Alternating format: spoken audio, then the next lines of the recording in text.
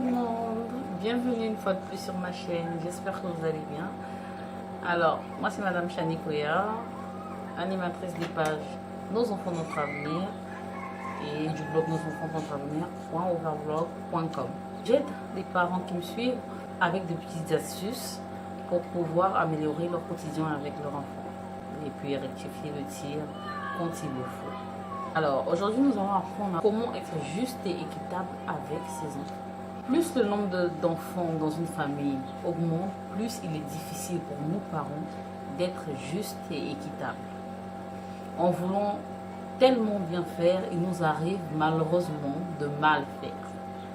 Donc dans cette capsule, je vais vous donner quelques astuces pour pouvoir au mieux de votre possibilité être juste et équitable avec tous vos enfants. Alors, la première des choses à faire, c'est de donner la chance à chacun des enfants de se sentir spécial à vos yeux. Dans ce genre de cas, il suffit simplement d'apprécier chacun d'eux à sa juste valeur, selon ses qualités, de savoir l'encourager et de savoir passer du temps avec. Autant vous avez d'enfants, autant vous devriez ménager votre temps pour pouvoir passer du temps avec chacun d'entre eux. Deuxièmement, il faudrait reconnaître les forces et les habiletés de chacun et les valoriser. Troisièmement, accepter l'enfant tel qu'il est. Ne jamais le comparer avec l'autre ou dire que celui-ci fait mieux ça que toi et tout. Non, acceptez-le tel qu'il est. Il faudrait éviter de faire porter à l'aîné la responsabilité d'être l'enfant modèle. C'est une erreur que la plupart des parents font. Parce qu'ils se disent que les autres vont suivre l'aîné, les autres vont faire. Donc, du coup, on est tout très exigeant avec l'aîné. On est plus tolérant avec ceux qui viennent après.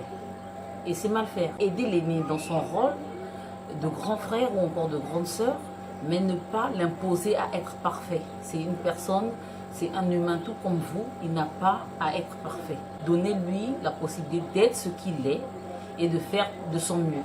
Il faudrait aussi offrir un espace à chacun d'entre eux. Chacun de vos enfants devrait avoir son espace à lui, son intimité à lui, ses fréquentations à lui. Lui, c'est très important. C'est pour cela, il ne s'agit pas de faire les enfants que pour le faire, mais il faudrait savoir calculer le nombre d'enfants qu'on doit faire selon nos moyens, oui, pour que nous puissions mettre à l'aise chacun de nos enfants. Qu'on ne soit pas là les confiner, par exemple, dans une chambre, voilà, ou à les obliger de jouer avec les mêmes amis. Non, ils ont le droit de chacun se développer à sa manière, de chacun fréquenter les amis qu'ils doivent fréquenter.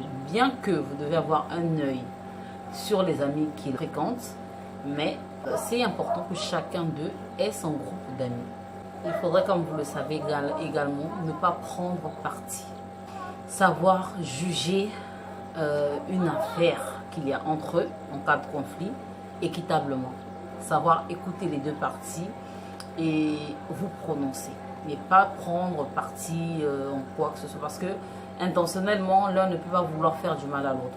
Il y a souvent un qui est maladroit et c'est comme ça. Donc, dans l'amour, les expliquer qu'un tel agit comme ceci parce que, comme cela. C'est pas parce qu'il t'aime pas, c'est pas parce que ceci, cela, voilà. Vous comprenez ce que je veux dire? Il faudrait également favoriser l'entraide entre eux.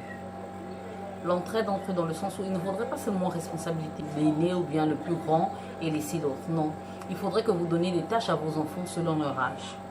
Donc, responsabiliser chacun d'entre eux et aidez-les à travailler ensemble. À travailler voilà, ensemble de commun accord, que l'autre respecte le travail de l'autre et ainsi de suite. C'est important.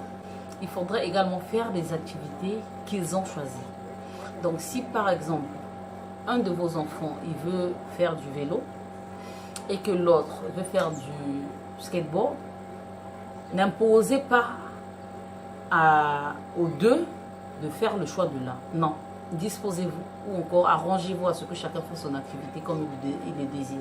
Mais n'imposez pas à l'autre parce que bon, l'autre a dit avant ou l'autre parce qu'il est plus grand, il faut favoriser. Non.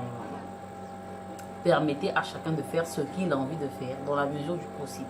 Et aussi, n'achetez pas un cadeau de consolation à celui dont ce n'est pas l'anniversaire.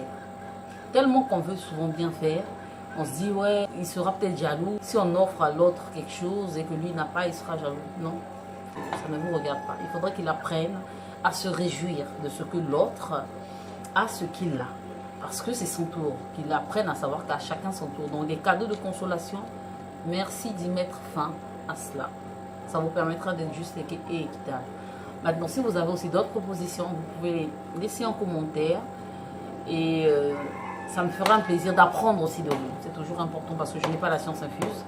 Donc, pour tous ceux qui veulent participer, dites-moi comment, selon vous, être juste et équitable avec ces enfants. Alors, je vous laisse. Sur ce, portez-vous bien et à ma prochaine vidéo.